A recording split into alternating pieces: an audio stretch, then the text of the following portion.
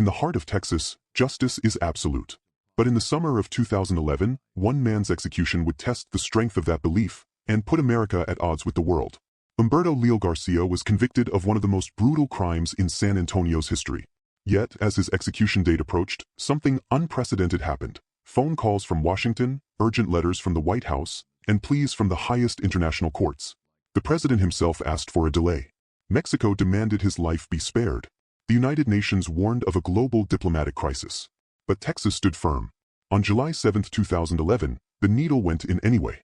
This is the story of how a single case, a single man, forced the world to ask, when justice and diplomacy collide, which one should prevail? Before we begin the story of justice, diplomacy, and the execution that divided nations, if you believe every story deserves to be heard, please take a moment to like this video, share it with others, comment, and please subscribe to the channel. Your support helps us bring more true stories like this to light. Real cases, real people, and the search for truth behind every verdict. To understand the man who would later stand at the center of an international storm, we must begin decades earlier, far away from the courtroom, in Monterrey, Mexico. Humberto Leal Garcia Jr. was born on January 16, 1973. His family struggled with poverty, and when he was only 2 years old, they crossed the border into the United States, searching for a better life. They settled in San Antonio, Texas, a city where cultures met and opportunities were scarce for those living on the margins. Leal grew up in a neighborhood where survival meant toughness. He never became a citizen. He remained an undocumented immigrant, always living between two worlds, never fully belonging to either. He attended school but often skipped classes. Teachers described him as quiet but troubled. Behind his silence, there was trauma. Reports later revealed that Leal suffered brain damage as a child, possibly from repeated head injuries. Worse still, he was allegedly sexually abused by a Catholic priest, a secret that haunted him for years. The scars of that abuse, both physical and emotional, ran deep. By his teenage years, Leal had drifted away from education and stability. He turned to mechanical work, fixing cars, repairing engines, and scraping by on odd jobs. Those who knew him described him as polite, even helpful. No one imagined he would one day be accused of one of the most horrifying crimes San Antonio had ever seen. Her name was Adria Sauceda. She was 16, full of energy, laughter, and hope. A San Antonio high school student who loved music and friends, Adria was known for her warmth. She had dreams, small, simple dreams, of graduating, finding her own place in the world, and building a life that mattered. But on May 21, 1994, all of that came to a sudden, brutal end. That night, Adria attended a small neighborhood party, a place filled with music, alcohol, and the reckless abandon of youth. Witnesses later said she became intoxicated, and in her vulnerable state, she was surrounded by danger. A group of men reportedly took advantage of her. They assaulted her while she was barely conscious, a violation that went unpunished. Not one of those men was ever charged. When the assault ended, Adria was disoriented, frightened, and alone. That's when Humberto Leal appeared. He told the others he would drive her home. They handed her over, trusting his word. It was the last time anyone saw her alive. The drive that was supposed to take Adria home became the final, horrific chapter of her young life. Somewhere between the party and the desolate area where her body was later found, something went terribly wrong. According to court documents, Adria tried to get out of Leal's car, desperate to escape. A struggle followed. Leal overpowered her. What happened next was unspeakable. Her body was discovered the next morning, lifeless, brutalized, and left in an abandoned field. Investigators described a scene so violent that even seasoned detectives were shaken. A 30 to 40-pound piece of asphalt rock, twice the size of her skull, was lying partially on her arm, soaked in blood. Near her right thigh, another rock, smaller but also stained with blood. And then came the detail that stunned the courtroom and horrified the nation. A 15-inch stick, with a screw at the end, was found protruding from her body. It had been forced inside her. The brutality of the crime left no doubt that Adria's final moments were filled with terror and pain. Forensic evidence pointed squarely to Humberto Leal. His bite marks were found on her. His DNA matched. And in a disturbing revelation, prosecutors uncovered that just 2 weeks before the murder, Leal had sexually assaulted another teenage girl, biting her on the neck in the same pattern. When police confronted him, Leal claimed Adria had fallen and hit her head. But the evidence told a different story, one of rage, violence, and cruelty. What began as a night of teenage recklessness ended in murder, and the beginning of a legal battle that would reach the highest levels of government. When police arrested Humberto Leal Garcia Jr. in 1994, they believed they had caught a monster, a man capable of unspeakable cruelty. But as the investigation turned into a trial, the case against him would raise as many questions as it answered. Leal was a Mexican national, though he had lived in the United States nearly his entire life. Under international law, he was entitled to contact his country's consulate, a right guaranteed by the Vienna Convention. But that never happened. At the time of his arrest, Leal didn't tell police he was born in Mexico. He was scared, confused, and possibly unaware that revealing his nationality could bring him help. The officers never asked. No one mentioned the consulate. So from the very beginning, Humberto Leal stood alone. No legal protection. No consular guidance. No one from Mexico even knew he had been arrested. The trial that followed would later become one of the most controversial in Texas history. The evidence was horrific: photographs of the crime scene, testimonies from witnesses at the party, and Leal's own statements. But critics would later question how much of it truly proved what the prosecution claimed. Leal spoke to police without a lawyer. He incriminated himself, admitting to actions that prosecutors would use to build their case for murder and rape. But was he confessing freely, or trying to explain what he believed was an accident? Without proper legal advice, every word he said became a weapon against him. Defense attorneys would later argue that his court-appointed lawyer failed him, failing to challenge flawed evidence, failing to seek expert review, and failing to raise critical issues about his mental state and his rights as a foreign national. In court, prosecutors knew they needed more than just murder to justify the death penalty. Under Texas law, a murder conviction alone is not enough for execution if the victim is older than 5 years old. They had to prove an additional felony, in this case, rape and kidnapping. But here's where the case becomes murky. The physical evidence of sexual assault was weak. DNA tests were inconclusive. Yet prosecutors insisted that Leal had both kidnapped and raped Adria Sauceda before killing her. The defense pushed back, arguing that the rape charge relied on controversial forensic methods that were already under heavy scrutiny across the U.S. Among them, bite mark analysis, a method long criticized for its inaccuracy and subjectivity. Forensic experts have since called it unreliable, a science built on interpretation rather than fact. Investigators also used luminol to detect blood traces, another controversial technique, one that can react to other substances and produce false positives. After some minutes of deliberation, they returned with a verdict: guilty. And when the sentence was read, the words echoed through the silent courtroom: death by lethal injection. But one question lingered: had the system truly delivered justice, or had it chosen speed over fairness? Supporters of Leal argued that his trial was flawed from the very start, that if Mexico had been notified, if better lawyers had been assigned, if forensic evidence had been properly challenged, the outcome might have been different. Texas officials disagreed. They said the evidence was overwhelming, that Leal had confessed before his arrest, and that no amount of international involvement would have changed the facts. For the state, this was justice. For his defenders, it was a miscarriage of it. While Leal waited on death row, the world around him began to change. International courts took notice. Human rights advocates started asking questions. And the Mexican government prepared for a diplomatic battle unlike any before.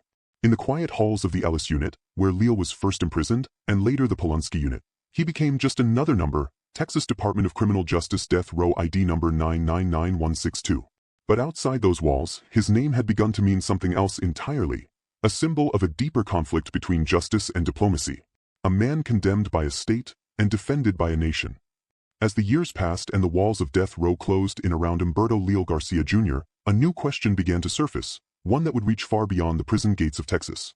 Did the state of Texas have the right to execute a man who was never told his rights under international law? Leal's case, once seen as a local tragedy, was now becoming a global test of justice, diplomacy, and law. Inside the Polunsky Unit, a cold, isolated complex that houses Texas's most dangerous inmates, Humberto spent his final years waiting for the state's machinery of death to move. But his lawyers were far from silent. In 1998, they filed an appeal, arguing that his death sentence should be overturned. Their claim was simple yet powerful. The police had failed to inform him of his right, as a Mexican citizen, to contact the Mexican consulate. It was a right guaranteed under the Vienna Convention on Consular Relations, an international treaty that both Mexico and the United States had signed. The treaty stated that any foreign national arrested in another country must be told they can contact their nation's consulate for legal aid. But in Leal's case, that never happened. No one told him. No one asked. And no one from Mexico was ever notified. The Texas Court of Criminal Appeals reviewed the case. By February 1998, they upheld the sentence once again. But this time, international law wasn't even part of the conversation. To the Texas court, it was a state matter. A crime, a trial, a sentence. But outside the state lines, a storm was brewing. In 2004, the International Court of Justice in The Hague issued a historic ruling, known as the Vienna case, Mexico versus United States of America. The court found that over 50 Mexican nationals on U.S. death row, including Humberto Leal, had been denied their rights under the Vienna Convention. The judgment was clear: the United States had violated international law, and it must review the convictions and sentences of those affected. But the U.S. Supreme Court would later say otherwise. In 2008, the Supreme Court declared that the ICJ's ruling might be binding on the federal government, but it had no authority over individual states unless Congress passed specific legislation enforcing it. And that's where the legal chaos began. The highest court in the world said one thing. The highest court in the U.S. said another. And in between those two powers, sat a man in a cell, counting down his final days. As the date of his execution drew closer, the fight over Leal's fate turned into a diplomatic crisis. The Obama administration, the U.S. State Department, and the Mexican government all pleaded for time, not forgiveness, but time. The White House warned that executing Leal could cause irreparable harm to U.S. interests abroad. They argued that if America ignored its treaty obligations, other nations might do the same, putting American citizens at risk overseas. The logic was chilling. If the U.S. didn't respect the rights of foreign nationals, what would stop another country from denying those same rights to an arrested American abroad? Diplomatic cables moved fast. International headlines exploded. The United Nations called for restraint. Human rights groups urged the governor of Texas to halt the execution. And inside the Supreme Court, the Obama administration submitted a 30-page emergency brief, begging for a stay, asking for the execution to be delayed while Congress considered new legislation that would require states to honor consular rights. The fate of one man had now become a test of America's word to the world. On July 7, 2011, the U.S. Supreme Court delivered its decision, a narrow 5-4 ruling that would seal Leal's fate. The majority wrote that Congress had already been given enough time to act, and since no law had been passed, the court would not stop Texas from carrying out its judgment. In their words, the court would not prohibit a state from carrying out a lawful judgment in light of unenacted legislation. In simpler terms, the law was the law. Texas could proceed. But not everyone agreed. In a powerful dissent, Justice Stephen Breyer, joined by 3 other justices, warned that executing Leal would damage American foreign policy interests and undermine the United States' reputation for honoring international law. Breyer wrote that the court should have deferred to the president, to the executive branch, whose role it was to manage America's foreign relations. But his words came too late. Within hours, Texas Governor Rick Perry's office announced that the execution would move forward. Outside the prison gates, protesters gathered. Mexican officials made last-minute pleas. Journalists from around the world waited for word. Inside, Leal prayed. The countdown had begun.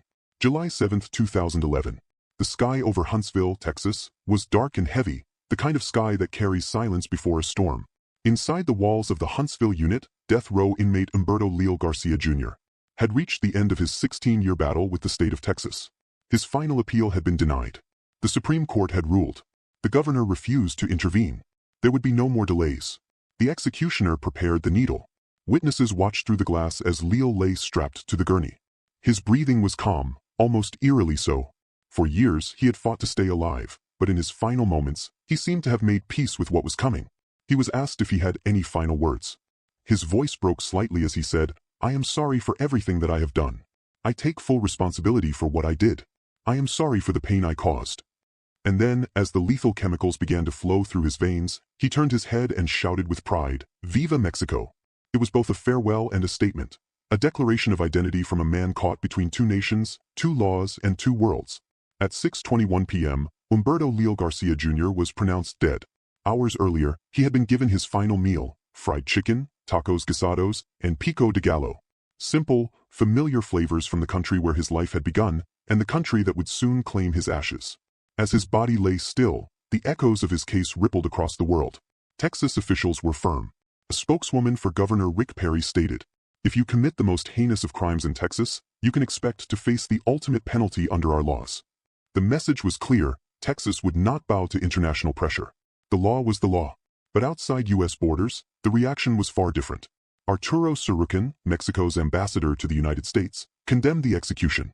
He said, "The government of Mexico has never questioned the heinous nature of the crime. But this execution violates international law, and the decision will have lasting consequences." Sorokin had tried to call the governor of Texas before the execution, but his call went unanswered.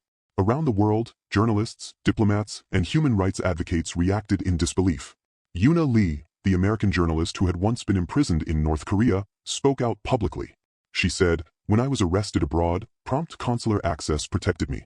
It kept me safe. But by ignoring those same rights in Leal's case, America is sending a message that our treaties don't matter." Her words struck a nerve. Because this was no longer just about one man's death, it was about what that death meant for every American abroad. And at the United Nations, Navi Pillay, the UN High Commissioner for Human Rights, issued a chilling statement.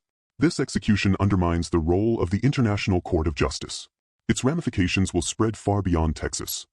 Around the world, the case of Humberto Leal Garcia became a symbol, not of guilt or innocence, but of conflict. The eternal struggle between justice and diplomacy, between law and humanity, between the right to punish and the duty to protect. And perhaps that's the haunting truth of this story. When the state carried out its law, justice was served. But when the world looked on, it wondered, at what cost? Was this truly justice, or a message that the rules only matter when they are convenient? One man's crime had ended a young girl's life. Another man's execution had tested a nation's conscience. 2 lives lost. 2 nations divided. And a question that still echoes years later. Can justice ever exist without mercy? If you've watched this story to the end, thank you for taking the time to remember the lives behind the headlines. Stories like this remind us that true crime isn't just about what happened, it's about why it happened and what it means for all of us. If you found this story powerful, please take a moment to like this video, share it with others, and please subscribe to the channel.